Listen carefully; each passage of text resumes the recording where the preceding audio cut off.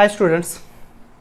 Hi to those students who are aspiring for JEE, NEET, KVPY, BITSAT, other competitive examinations, especially who are opting for science after class 10, है ना, 10th के बाद जो science के लिए opt करेंगे उनके लिए। और फिलहाल जिन बच्चों ने 10th की एग्जाम दी है, लॉकडाउन की वजह से हम सभी घर पर हैं, तो हम एक कोर्स लेकर के आ रहे हैं, that is essential mathematics for learning physics, which is a very beneficial course for those students who are aspiring to join science after class 10, जिन्हें 10th के बाद साइंस लेना है।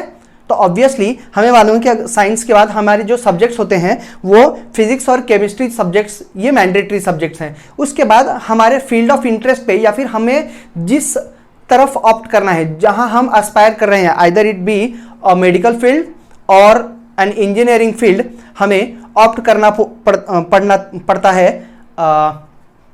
आइदर बायोलॉजी और मैथमेटिक्स। और कुछ बच्चे हैं जो जनरल स्ट्रीम से ऑप्ट करते हैं, दैट इज बायोलॉजी और मैथमेटिक्स दोनों रखते हैं, राइट। उनके लिए हम एक कोर्स लाए हैं, that is foundation course, that is the name of the course is essential mathematics for learning physics.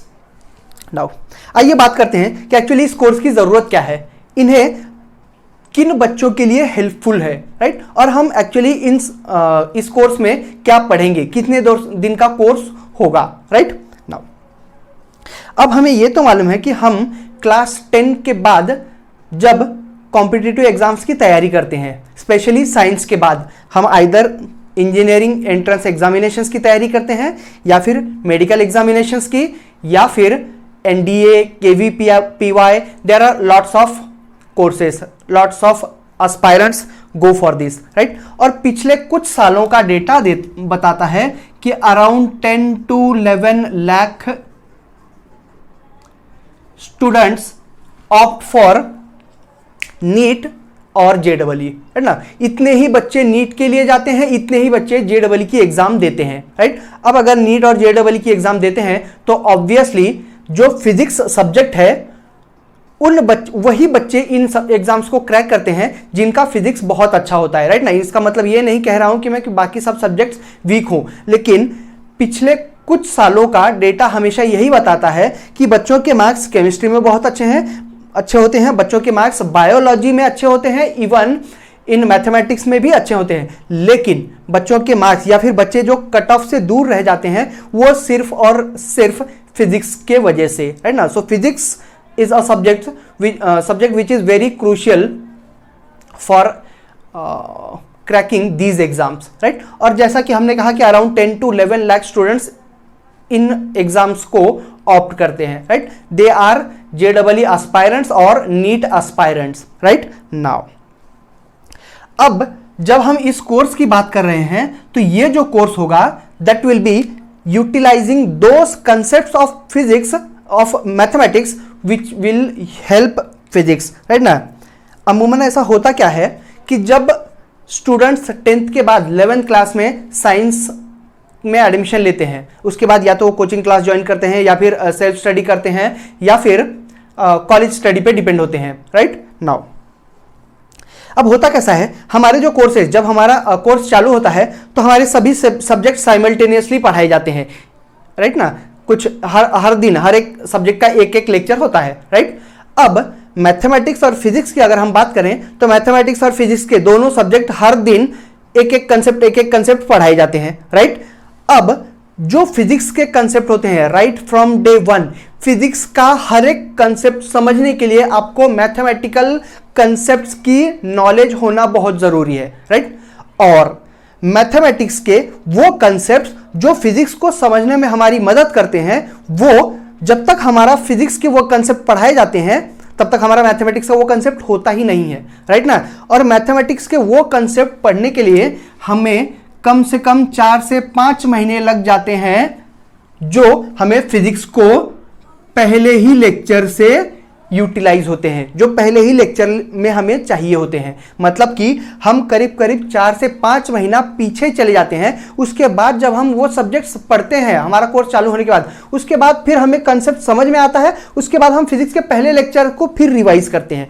4 to 5 months हम हमारा बर्बाद करते हैं या फिर डिले करते हैं, एक्स्ट्रा हम वर्क करते हैं, राइट ना। जो कि अगर हम पहले ही कोर्स चालू होने के पहले हार्डली 15, 20 to 25 डेज अगर पढ़ लें, ज्यादा नहीं, only 1 hour per day, right ना, इतना ही अगर हम पढ़ लें तो हमें फिजिक्स वेरी फर्स्ट लेक्चर से समझ में आता है, right. So this course is designed to cover those topics, those concepts of mathematics which will help physics from right first day, right now। आइए एक एग्जांपल के तौर पे समझ लेते हैं। हमारी छोटी क्लासेस में हमने दो कंसेप्ट समझे हैं, दैट इज वेलोसिटी, और एक कंसेप्ट ले लो वर्क डन, है ना। बहुत छोटे छोटे कंसेप्ट हैं जो हमारी छोटी क्लासेस से क्लास 10, क्लास 9th में भी हमने पढ़ा है। अब वेलोसिटी को जब हमने क्लास 9th या फिर 10th में पढ़ा है तो हमने कहा था कि velocity is nothing but displacement upon time. लेकिन जब आप क्लास 11th में वेरी फर्स्ट लेक्चर में वेलोसिटी पढ़ते हो तो आपको बताया जाता है कि velocity is nothing but rate of change of displacement, और जो सब्जेक्ट टीचर होता है वो वेलोसिटी को कुछ इस तरह डिनोट कर देता है, that is velocity equals to dx by dt। Now dx by dt ये जो नोटेशन है इट हैज सम मीनिंग। हम इसे कहते हैं it is derivative of x with respect to t, that is derivative, एक नया कंसेप्ट है हमारे लिए, राइट। और हम वेलोसिटी के लिए यूज करते हैं तो उसे कहते हैं rate of change of position, that is dx by dt। अब इस कंसेप्ट को समझने के लिए हमें चाहिए होता है कैलकुलस का नॉलेज, दैट इज डेरिवेटिव्स। अब डेरिवेटिव्स कैलकुलस का पार्ट जो हमें हमारा क्लास 11 चालू होने के 5-6 महीने बाद पढ़ाया जाता है। ये छोटा सा कंसेप्ट जब हमें 4-5 महीने बाद पढ़ाया जाता है तब हमें लगता है कि नहीं, ये तो हमें फिजिक्स में पहले ही लेक्चर में चाहिए था, राइट ना। सो अगर हम ये पहले ही समझ लें, हम इसकी मीनिंग जान लें, इसको अच्छे से समझ लें तो हमें फिजिक्स वेरी फर्स्ट लेक्चर से समझ आएगा। एक और एग्जांपल देख लेते हैं कि हमें मालूम है कि वर्क डन, छोटी क्लासेस में हमने पढ़ा है कि work done is nothing but force into displacement, right. और जब 11th क्लास में हमें पढ़ाया जाता है तो हमारा सब्जेक्ट टीचर लिखता है work done equals to force into dx। Now force into कुछ ऐसा नोटेशन बनाता है, और ये जो नोटेशन है ये कैलकुलस के इंटीग्रल का नोटेशन है। मतलब कि हमें अगेन कैलकुलस का एक कंसेप्ट दैट इज इंटीग्रेशन के बारे में मालूम होना बहुत जरूरी है, राइट। सो डेरिवेटिव्स, इंटीग्रेशन, उसके बाद कुछ concepts of trigonometric functions, vectors,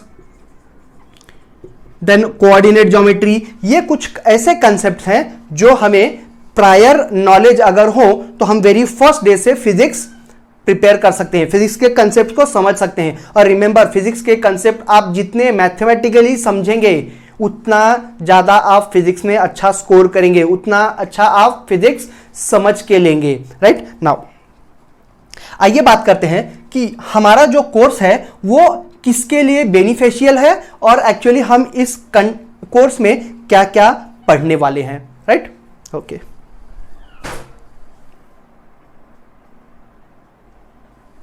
okay, talking about the beneficiaries of this course.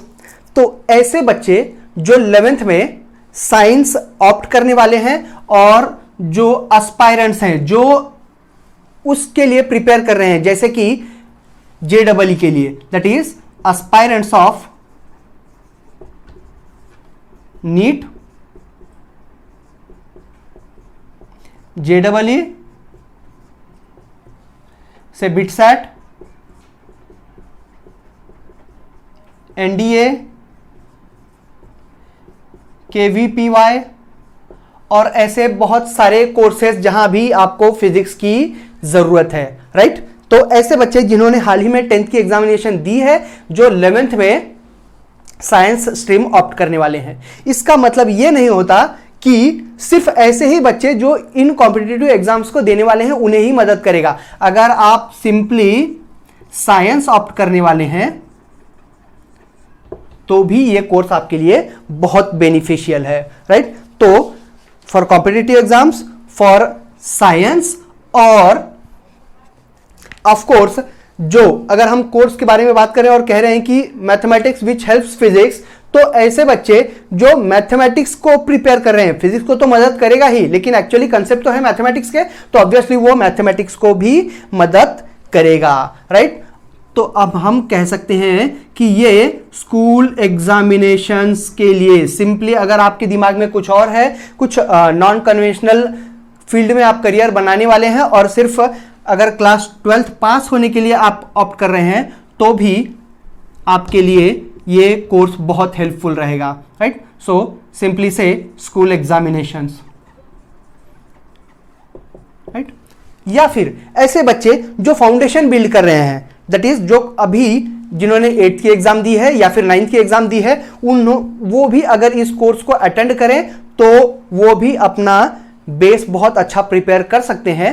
तो ऑब्वियसली उन्हें फ्यूचर में जब वो एस्पायर करेंगे JEE या फिर नीट, तब उन्हें इसकी बहुत मदद मिलेगी, right. So let us talk about the contents. हम एक्चुअली इस पूरे कोर्स में क्या पढ़ेंगे।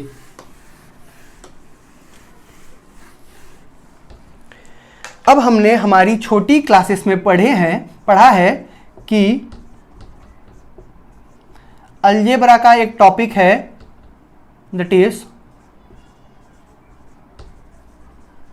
क्वाड्रेटिक इक्वेशन, है ना। हमारी छोटी क्लासेस में हम पढ़ते थे कि ax square plus B X plus of C equal to 0 is a quadratic equation, जहां हम रूट्स फाइंड आउट करते थे, right. So the very first thing हम क्वाड्रेटिक इक्वेशन पढ़ेंगे, क्वाड्रेटिक इक्वेशन के कुछ कंसेप्ट्स जो हमें मैथमेटिक्स और फिजिक्स को दोनों को मदद करेंगे। उसके बाद हम बढ़ेंगे ट्रिग्नोमेट्री,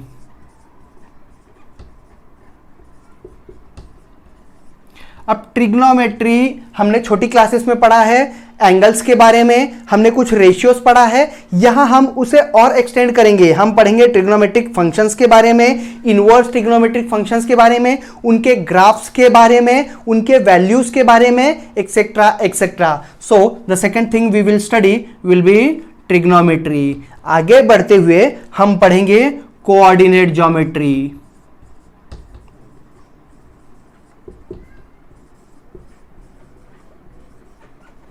कोऑर्डिनेट ज्योमेट्री में हम पढ़ेंगे straight lines, equation of straight lines, parabola, ellipse, hyperbola और इन सब के इक्वेशंस, ऐसे इक्वेशंस जो उस पर्टिकुलर केस को ही, उस पर्टिकुलर ग्राफ को ही लागू होता हो, right. So the third thing we will study will be coordinate geometry. Next we will move forward and will study calculus. Calculus में हम पढ़ेंगे फंक्शंस के बारे में हम पढ़ेंगे लिमिट्स, डेरिवेटिव्स, इंटीग्रेशन, पार्शियल उसके बाद हम पढ़ेंगे इंटीग्रेशन का एप्लीकेशन, डेरिवेटिव्स का application, differential equation. Moving forward हम पढ़ेंगे वेरी लास्टली वेक्टर्स और उसके एप्लीकेशन।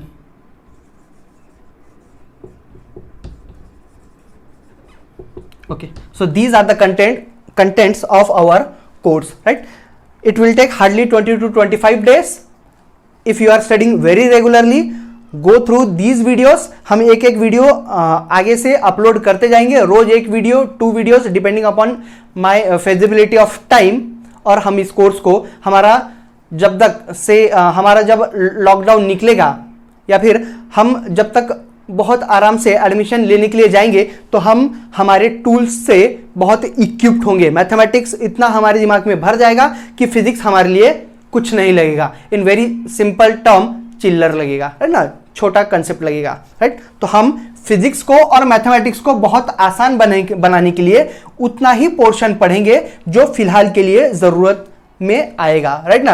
एक्चुअली मैथमेटिक्स और फिजिक्स बहुत वास्ट है, सब्जेक्ट्स आर वेरी वास्ट, लेकिन फिलहाल 20-25 दिनों में हम उतने ही कंसेप्ट्स अच्छे से समझ लेंगे जो हमें आगे 2 साल इन्हें बहुत अच्छे से और समझने में मदद करेगा, राइट। तो हम पढ़ेंगे essential mathematics for learning physics. Mathematics एक ऐसा टूल है, हम इसके पहले कहते थे कि वो सब्जेक्ट है, लेकिन अब हम यही समझेंगे कि mathematics is a tool, it is a language जो फिजिक्स को समझने में मदद करता है। वो फिजिक्स की भाषा है, मैथमेटिक्स फिजिक्स की भाषा है। अगर हम कहें कि फिजिक्स हमें लॉज ऑफ नेचर की पढ़ाई है, तो मैथमेटिक्स उस पढ़ाई को सिंपल और प्रिसाइज बनाता है, राइट ना। फिजिक्स क्या है, हम बहुत सारे लॉस पढ़ते हैं, राइट, और उन लॉस को समझने के लिए हमें मैथमेटिक्स की जरूरत है। तो mathematics is language of physics, physics laws of nature की पढ़ाई है, और मैथमेटिक्स लॉज ऑफ नेचर को सिंपल और प्रिसाइज बनाता है, right. So see you in coming videos with our course content to be covered in a sequence, very step by step, in a very simple and lucid manner, right? Thank you.